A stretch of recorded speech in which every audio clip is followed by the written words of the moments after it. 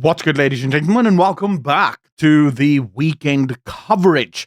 We're just going to get straight into this video because there's so much to go over here, and there's a massive threat on the horizon as well that I will show you and discuss at the end of the video. Before we start, please consider hitting the like button, subscribing, and leaving a comment because it really does help, and most of you watching are not yet subscribed. But okay. So, over the week, I think this started to happen 2 days ago.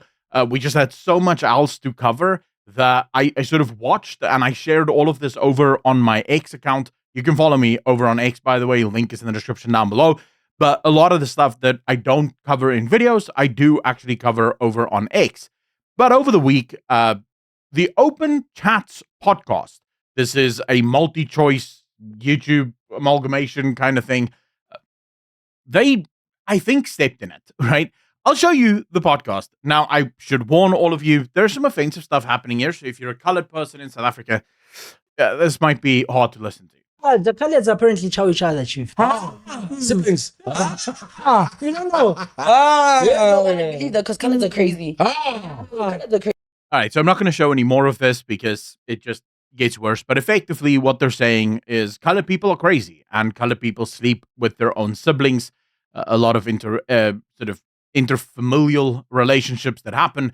As you can imagine, this set off an absolute firestorm in South Africa. Very quickly, the Eastern Cape DA came out and completely disavowed all of this and said that they're taking the podcast to the South African Human Rights Commission. The Western Cape DA followed suit very, very quickly. We now know that a Human Rights Commission probe is underway on this podcast. I'm not holding my breath because in South Africa, if you're black, you're oftentimes just allowed to say whatever you want. Most recently, literally this week, we saw Kenny Kuneni having to apologize to Julius Malema for calling Malema a cockroach. And the EFF obviously were super offended by the fact that he said this, except Julius Malema called Helen Zille a cockroach not that many years ago. So clearly what's good for the geese is not good for the gander here in South Africa. But DSTV has since dropped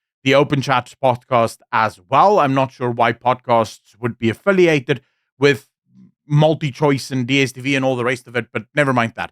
But as you can imagine, a lot of colored people were super unhappy. Some of the posts, South African podcasts started with insulting women. People cheered. The podcasters then got braver and went racist towards the colored community. Shane Moy says there is a podcast circulating online where deeply offensive remarks have been made about the colored community. I will not give power to those words by repeating them, but I must highlight how damaging these stereotypes are in fueling the discrimination we face daily. Comments like these do nothing but sow division among communities that should be standing together. There is no place for hate speech or racism in South Africa. These individuals must be held accountable. Daughter of Zion over on X, that podcast wasn't a joke. This is what they truly think of as colored folk. They will call you anti-black, deputy white, all in a bid to mask their own disdain and hatred for you, as if they ever view you as African or black in the first place. That time we don't want to be white.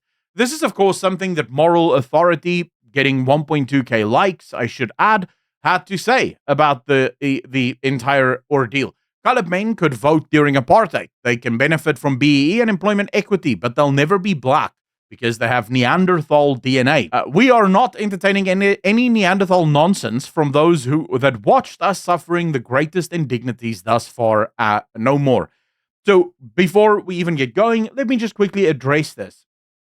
This is what happens in a country where one group of people have been given carte blanche to do whatever they want, say whatever they want, when you have a government where these same people are never held accountable. They can steal, they can rob, they can murder, they can do whatever they want. And the best, or the best that you can hope for, really, is the slap on the wrist if you're lucky. Most of the time, not even that happens. Just this week, we covered Malaka and the incredible corruption trying to bribe a journalist after being found out for her incredible corruption. And now the family trust of Malaka is saying that all of this is just a hate campaign against him, obviously playing the race card and all the rest of it. So that's really the big issue here, right? The big issue is you have one group of people in this country that think that saying things like what Moral Authority said here, what Open Chat said, is perfectly fine. They can say whatever they want, they can do whatever they want because they've been protected for so long. And more importantly, a lot of them, and not all, right? I do need to be clear about this.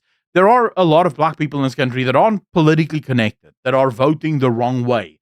And they will obviously not receive these protections, as we see with Kenny Kuneni being completely, embarrassed by the courts forcing him to apologize to Julius Malema, when Julius Malema has never had to retract singing Kill the Boer, saying cockroach, calling Helen a cockroach, or any of the other racist stuff that he said over the course of his unfortunate life. Right? So that's just where we are. Now, things got really heated when Gayton McKenzie got involved in this, where Gayton McKenzie said, "You are more offended by our outrage as coloureds against the vile racism that was directed at us. You find excuses for these young people who hurt a whole race. You are encouraging future racists instead of nipping this in the bud. We are not you." And of course, as you can imagine, a lot of people were super on his side because he's standing up for the colored community and the like. But then some stuff started to happen. Now, I will not be repeating any of these words. I will show them because this is news in the interest of the news. I don't like using the K word ever. I don't think people should be using that word. It's sort of the same as the N word for me in America. I think you just degrade yourself when you call yourself or others this word. But Gayton McKenzie, people started literally going over every single post he's ever made, trying to find any and all elements of racism, like anything he could have ever uttered that could be considered racist. Now, in this, Kenny Kuneni did come to his defense, saying that he's never seen a single racist thing from Gayton McKenzie. Gayton, even in prison, would never actually target one group over another. And one of the things that I think should be mentioned here is that Gayton McKenzie, his mother is black. So it's very possible, because I know I used to own a construction company and I was very good friends with a lot of the people who worked for me. All of them, of course, black. And I asked them, do you guys ever use the K word? And I'm like, yeah, we can call each other that all the time. And I was like, oh, okay. They would do it right in front of me. They would just call each other the K word. And that was perfectly fine for them. And it might just be that that's exactly where Gayton McKenzie is, right? He grew up in a house where him and his friends would call each other that, and he didn't really think much of it. You can imagine this just sparked a lot of moral outrage on the side of the black people. I would just like to point out, he may have used the K word, but you have an entire podcast where some of your people are calling them incestuous, crazy people. Like, if we're going to go on the scale of moral outrage, one is using the K word, right? Actually in defense, just by the way, of black people, right? He's not attacking black people in any of those posts. In this one, they're literally just degrading an entire group of people. So I don't know, but on a moral scale, it just feels like it's not necessarily equal to each other. But here's where we get to the dangerous part of this. And here's why stuff like this matters to me. Because the EFF wasted no time. As soon as this happened, the EFF showed themselves to once again be the controlling little megalomaniac idiots that they are.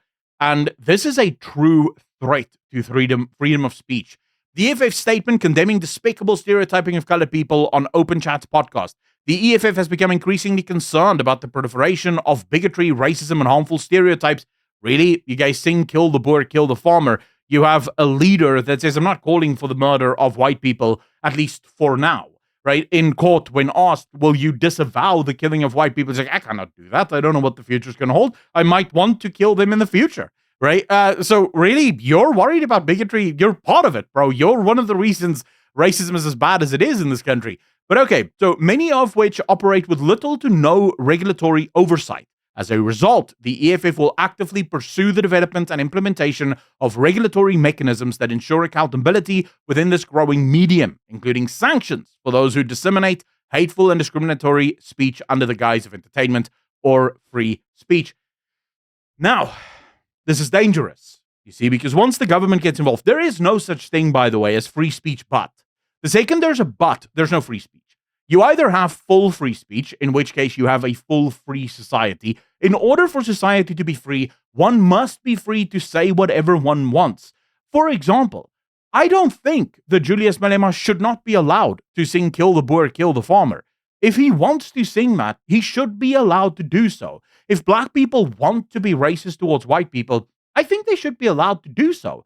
Because I want to know who the racists are. Sunlight is the best disinfectant. It is very good when people say racist things and everyone can see them saying the racist things, because then you can push back. And hopefully some people in the audience might get educated on what is wrong, how this take is wrong, and what you can do differently in the future.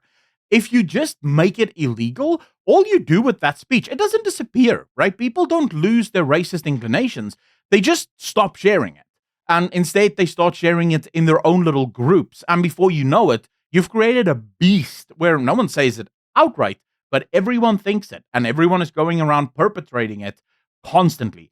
I think people should be allowed to say whatever they want. What I hate is the double standard in this country, where you have one group of people who clearly think that they can say whatever they want, but if anyone else even tries to say something else, I'll just show you this, right? This is a man literally calling colored people part Neanderthal, by extension calling white people Neanderthals, right? And then you have Gayton McKenzie writing this, and they're more outraged. The black people are more outraged because Gayton McKenzie has gotten absolutely ripped over on social media. The black people are more outraged by Gayton McKenzie using the K word than they are about moral authority calling white people Neanderthals and colored people Neanderthal light, or by the Open Chat podcast literally calling colored people incestuous us.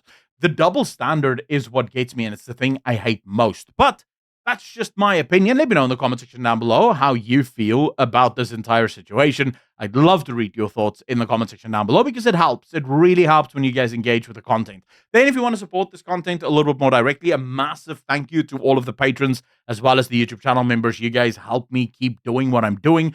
To all of the people that are super chatting under the videos, I see what you're doing.